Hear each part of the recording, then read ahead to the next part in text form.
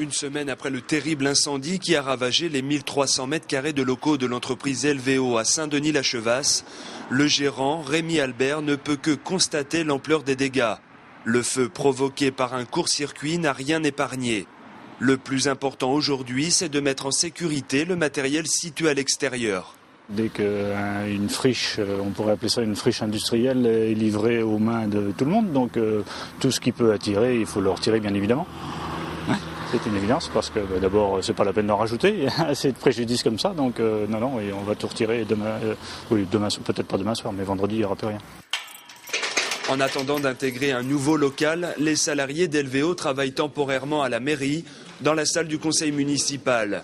Toute une réorganisation, d'autant qu'il manque le principal, l'outil informatique. C'est le système informatique qui nous manque le plus aujourd'hui. Effectivement, on est un peu orphelin sans le système informatique.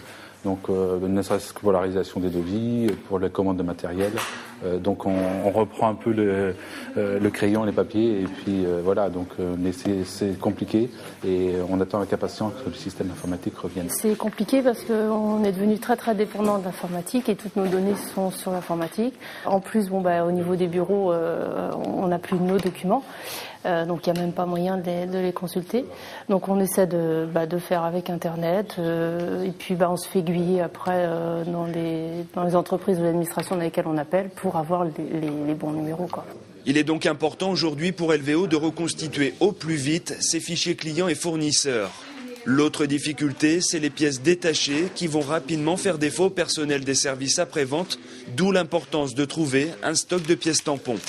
Il n'est pas question de dire à un client, écoute, ta salle de traite est en panne, attendons 2-3 jours et puis on aura les pièces. Donc voilà, on a une obligation de résultat parce que les vaches, elles n'attendent pas d'être traites au bout de 2-3 jours. Hein. Mais dans leur malheur, les salariés se sont en fait découvert un véritable esprit d'équipe.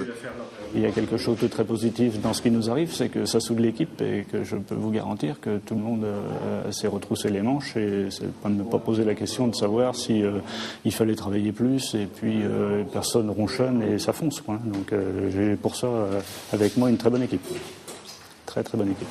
Sa seule inquiétude aujourd'hui, c'est le carnet de commandes pour les 6 mois à venir. Pour l'instant, tout va bien, mais malgré la précarité de la situation, il faut continuer à signer des contrats pour les chantiers de cet été.